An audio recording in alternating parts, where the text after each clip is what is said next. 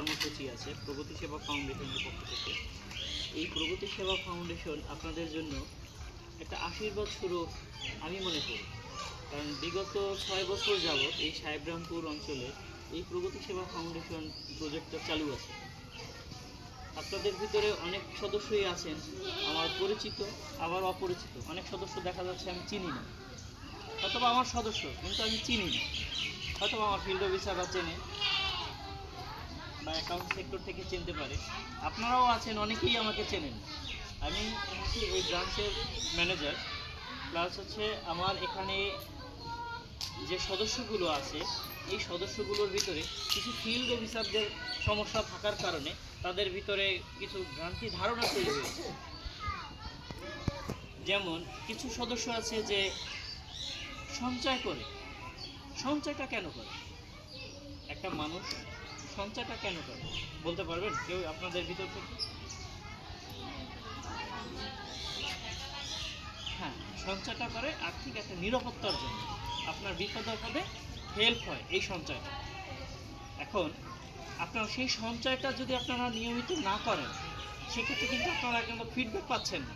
অনেক সদস্য আছেন কি, কিছু মনে করবেন না, অনেক সদস্য আছেন যে ইনটিউশন অনুযায়ী তারা ভর্তি হয় এই প্রগতি সেবা ফাউন্ডেশনের নাম ডাক আছে। প্রগতি সেবা ফাউন্ডেশনে ভর্তি হলে তাদের অনেক আর্থিক সুবিধা দিয়ে থাকে, বিভিন্ন ধরনের অনুদান দিয়ে থাকে। এটা পাওয়ার আশায় অনেকে ভর্তি হয়।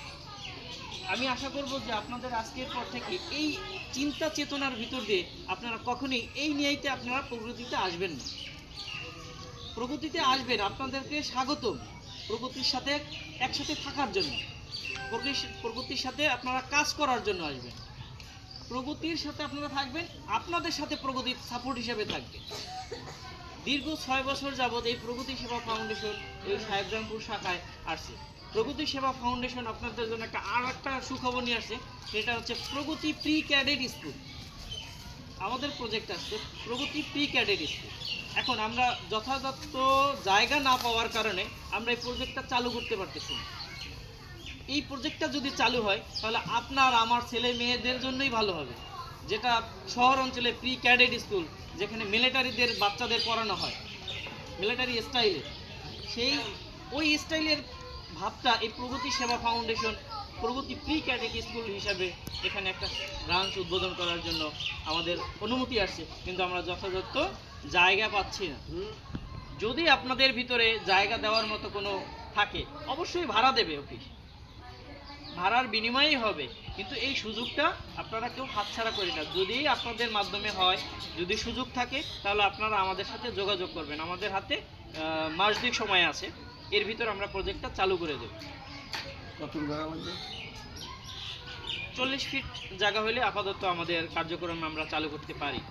40 ফিট 40 ফিট আর পাশে হচ্ছে আপনার 20 ফিট। যে বিষয়টা আমরা বলেছিলাম যে সঞ্চয়টা আমরা কেন করি, আমাদের আর্থিক নিরাপত্তার জন্য। বিপদ আপদে হেল্প হবে, সহযোগিতা হবে। আমি একটা বিপদে আছি, আমার সঞ্চয় জমা আছে, সেই সঞ্চয়ের থেকে আমি কিছু টাকা নিয়ে আমার বিপদটা উদ্ধার করতে পারি। যদি আমি সেই সঞ্চয়টাই জমা না করতে পারি, তাহলে আমি কি পাবো সেই সুবিধা? আপনার যদি ব্যাংকে টাকা থাকে, তাহলে আপনি কি ব্যাংকে গিয়ে আপনি টাকা চাইতে পারবেন যে আমার ব্যাংকে টাকা আছে। যদি ব্যাংকেই টাকা না থাকে, তাহলে আপনি কি চাইতে পারবেন? কখনোই চাইতে পারবেন না। এরপর আমাদের যে আরেকটা স্কিম আছে, যেটা হচ্ছে ডিপিএস স্কিম। অনেকেই আসে ডিপিএস করার জন্য। ডিপিএস 1 মাস করেন, ভর্তি হওয়ার পর 1 মাস করেন, 2 মাস ডিপিএসের প্রিমিয়াম জমা দেন, 3য় মাসে আমাদের ভর্তি করাইছে, আমাদের তো কিছু দেয় না। উদ্দেশ্য, তার ইনটিউশনটা ছিল যে প্রগতিতে ভর্তি হলে তাকে কিছু দেবে, সেই লোভে সে ভর্তিটা হয়েছে। আর এই ফিল্ড অফিসার কিছু একটা ঝামেলা করেছে, যে ফিল্ড অফিসারের কারণে আমাদের এই সমস্যাগুলো বেশি দেখা দিচ্ছে ইদানিং। যেমন আপনাদের সাথে পরিচয় আছে, রাশিদা নামে একটা আমাদের এমপ্লয়ি ছিল। সেই রাশিদা আমাদের অফিসে থেকে আউট হয়ে গেছে। যে কোনো একটা ফিল্ড অফিসার কখন অফিস থেকে আউট হয় এটা আপনারা অবশ্যই জানেন। যদি ত্রুটি না থাকতো, তখন অফিস ওনাকে কখনোই বাদ দিত না। ওনার চাকরি চলে গেছে আর্থিক অনিয়মের করার কারণে, অনৈতিক কর্মকাণ্ড করার কারণে ওনার চাকরি চলে গেছে। সেই চাকরি চলে যাওয়ার কারণে উনি যাদেরকে ভর্তি করাইছে, প্রত্যেক সদস্য থেকে ভর্তি ফি নিছে। একটা ভর্তি ফিটাকে আপনার থেকে জোর করে নিছে? বলেন, জোর করে নিছে? কখনোই জোর করে নেয় না। একটা নির্দিষ্ট অ্যামাউন্ট আছে ভর্তি ফি, 250 টাকা মনে হয় একটা ভর্তি ফি আছে। ওই ভর্তি ফিটা কি আপনাদের জন্য একটা ব্যাংক অ্যাকাউন্ট করা। এই বাংলাদেশে অসংখ্য প্রতিষ্ঠান আছে, বৃহৎ বৃহৎ।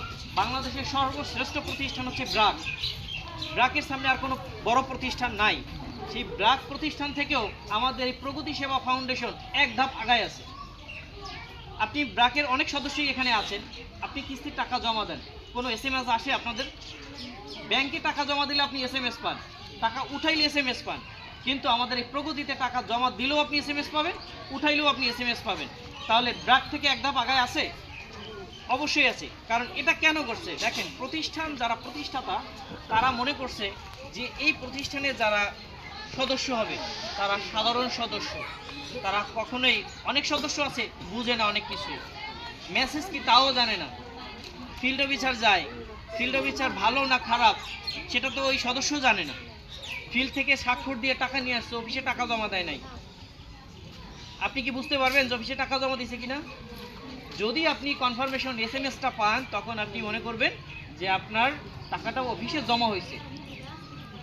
টাকা কিন্তু আপনার থেকে নিয়ে আসছে বইতে লিখে, কিন্তু অফিসে আইনা জমা দেয় নাই। আপনি SMS পাবেন? আপনি নিশ্চিতকরণ করছে কি আপনাকে একটা SMS এর মাধ্যমে যে অফিস আপনার টাকাটা বুঝে পেয়েছে।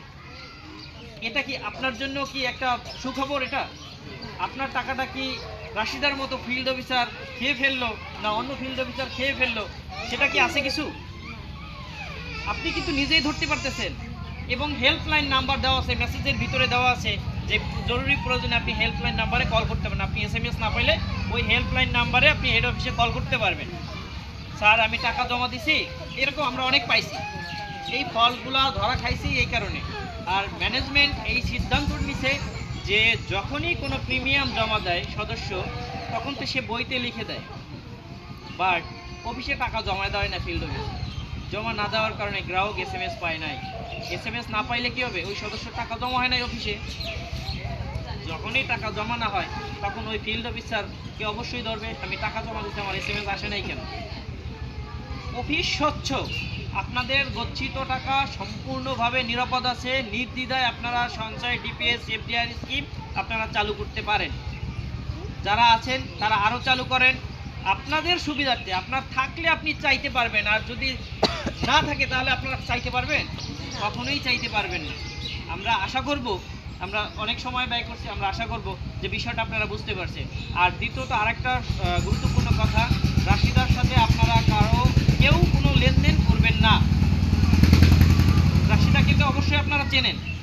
আমাদের ফিল্ড অফিসার যারা আছে তাদেরকে আমরা কেন্দ্রে গিয়ে আপনাদের সদস্যর সাথে পরিচয় করে দিয়ে আসবো। নতুন এমপ্লয়ি যখন আসবে আমরা পরিচয় করে দিয়ে আসবো, তার সাথে আপনারা লেনদেন করবেন। আদারওয়াইজ কোনো সদস্য বা অন্য কোনো মাধ্যমে কারোর সাথে লেনদেন করবেন না। যদি কেউ পরিচয় দেয় গিয়ে যে আমি প্রগতি থেকে আসছি, তার আইডেন্টিটি চেক করতে চাইবেন, এটা আপনার অধিকার। অবশ্যই এরকম ব্যাচ থাকবে তার কাছে, তার আইডেন্টিটি থাকবে, ঠিক আছে? এবং আপনার কাছে যদি সন্দেহভাজন মনে হয় যে এই ব্যক্তি আসলে ফ্রড, যে প্রগতি সেবা ফাউন্ডেশনের নামে সে অন্যায় কাজ অপকর্ম করতেছে, তখন আপনি আমাদের অফিসে যোগাযোগ করবেন। প্রত্যেক বইয়ের পিছনে ব্রাঞ্চের নাম্বার দেওয়া আছে এবং আমার নাম্বারও দেওয়া আছে এবং হেল্পলাইন নাম্বার দেওয়া আছে, 3টা নাম্বার দেওয়া আছে। আপনারা বুঝতে পারছেন?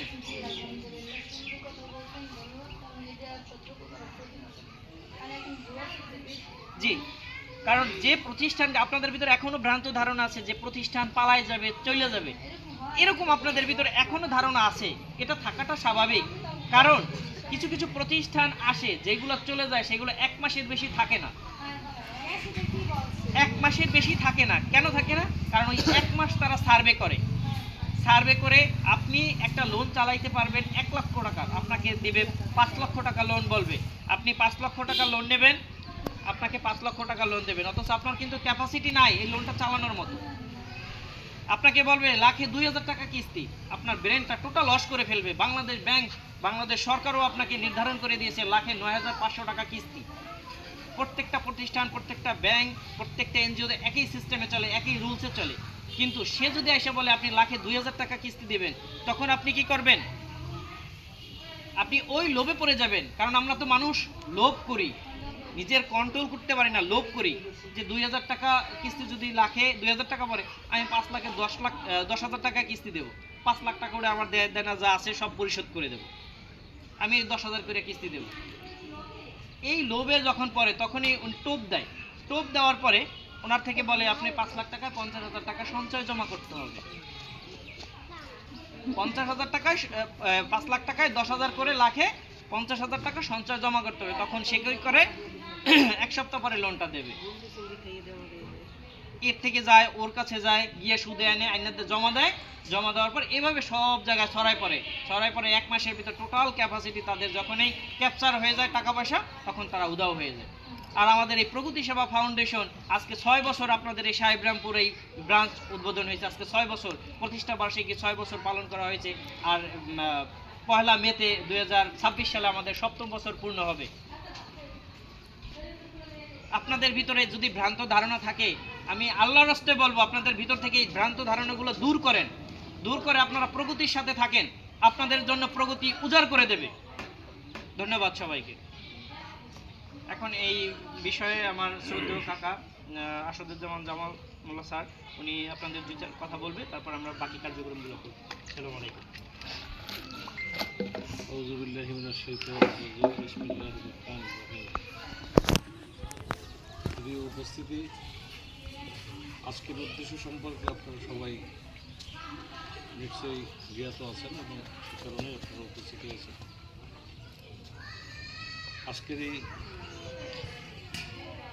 বৃক্ষ বিতরণ অনুষ্ঠানের উপস্থিত রয়েছেন আমাদের প্রগতির ম্যানেজার জনাব জাকির হোসেন, উপস্থিত রয়েছেন আমার সুপারভাইজার, আমাদের আন্ডারসরি স্কুলের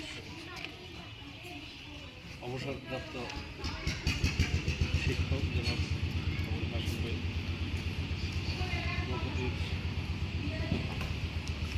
মাঠ পর্যায়ের কর্মকর্তা, যাদেরকে নিয়ে আজকের এই অনুষ্ঠান। আসসালামু আলাইকুম ওয়া রাহমাতুল্লাহি ওয়া বারাকাতুহু।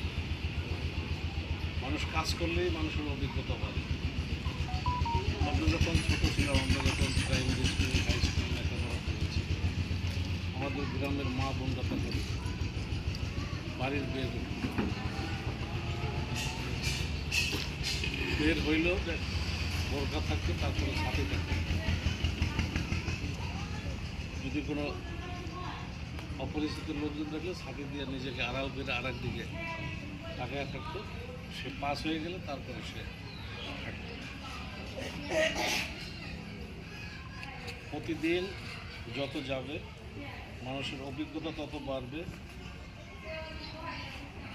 আমরা দেখেছি, আপনারা সবাই হয়তো দেখেননি, যারা বয়স্ক আছেন তারা হয়তো দেখছেন,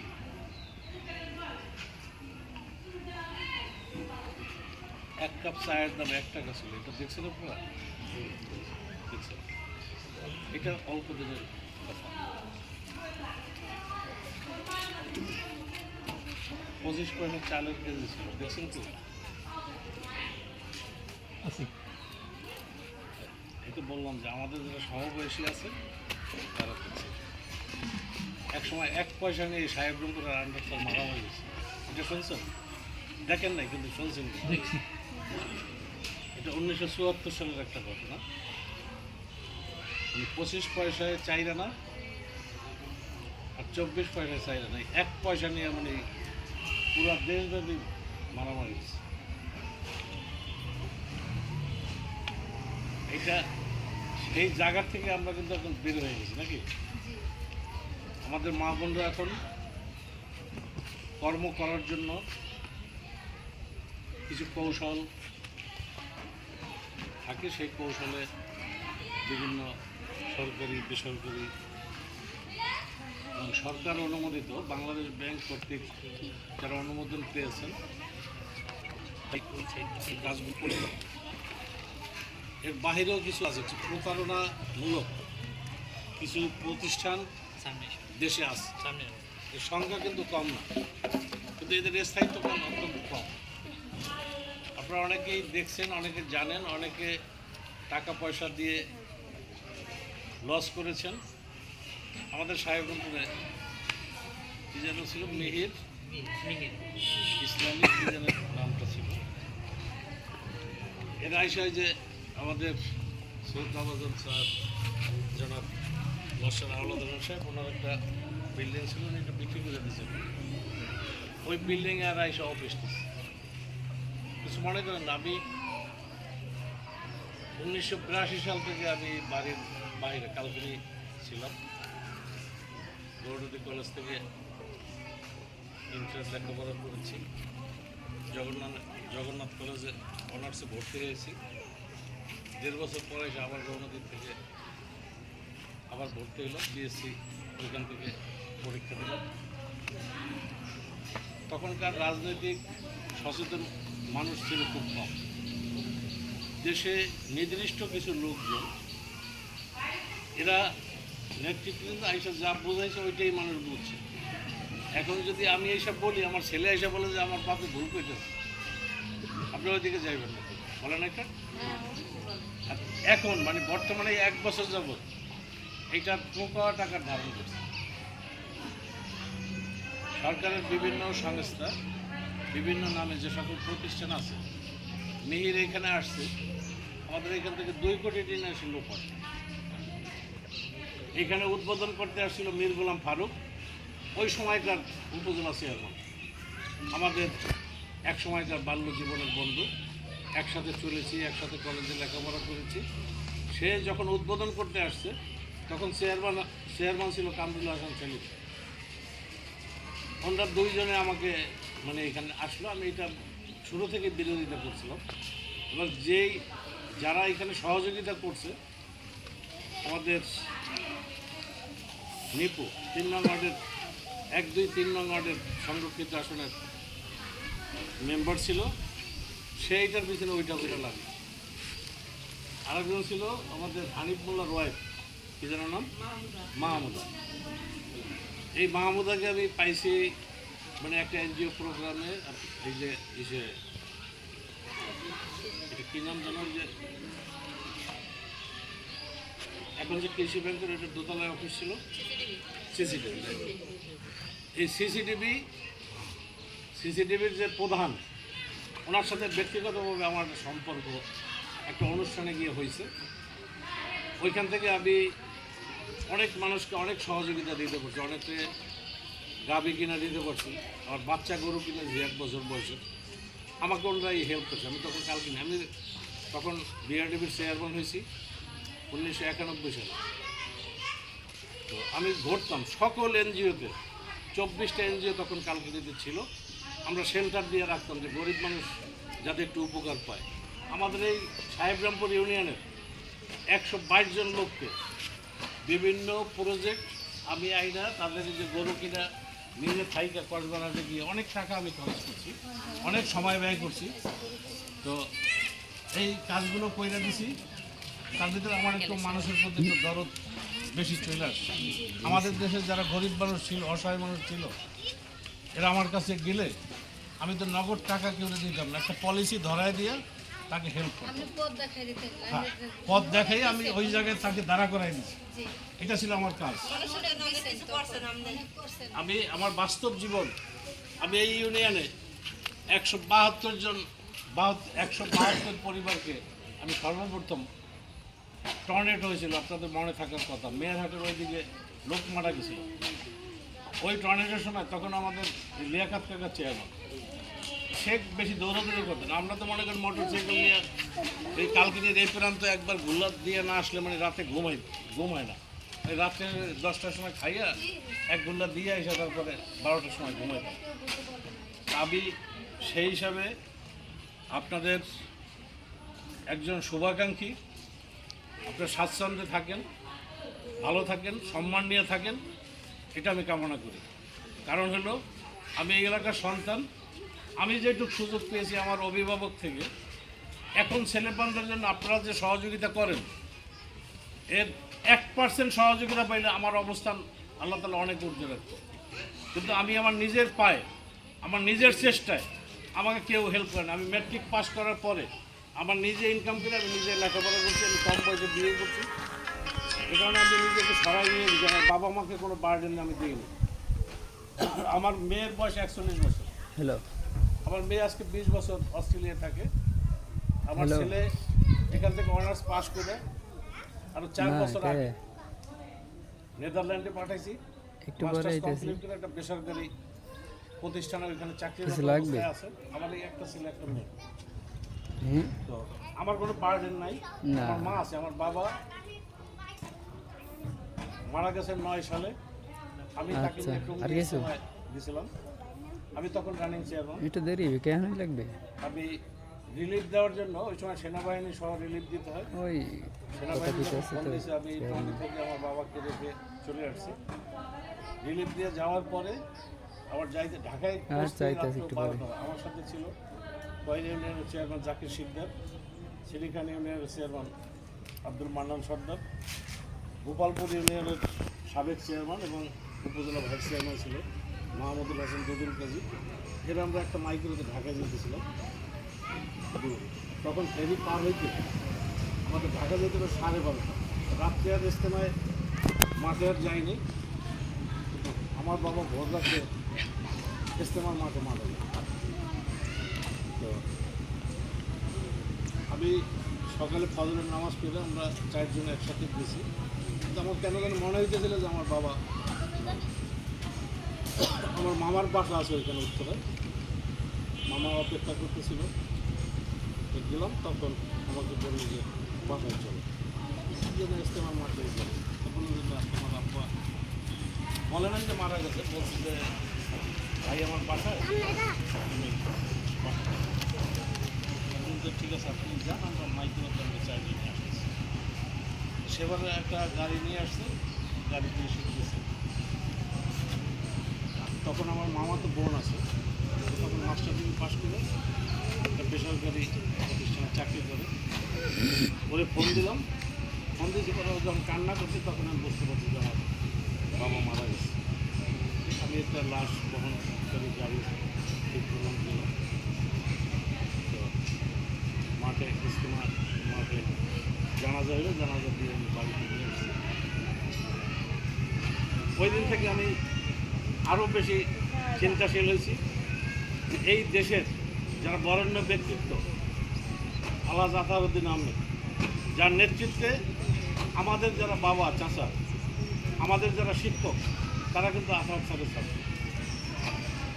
আর আমার বাবাও একসময় শিক্ষকতা করতেন, তারপরে সরকারি চাকরি হয়েছে। আমার চাচা শিক্ষকতা করতেন। হাসেম ভাই আমার চাচার সাথে দীর্ঘ বছর কাজ করছেন। প্রফেসর ফারুক ভাই আমার চাচার সাথে দীর্ঘ বছর কাজ করছেন। সেই প্রতিষ্ঠানের সাথে আমি এখন থেকে 30 বছর আগ থেকে ওই বিদ্যালয়ের ম্যানেজিং কমিটির সদস্য, ওনারাই আমাকে বানাইছে। আমি ওই বিদ্যালয়ে 21 লক্ষ টাকার কাজ করি আমার নিজের টাকা দিয়ে।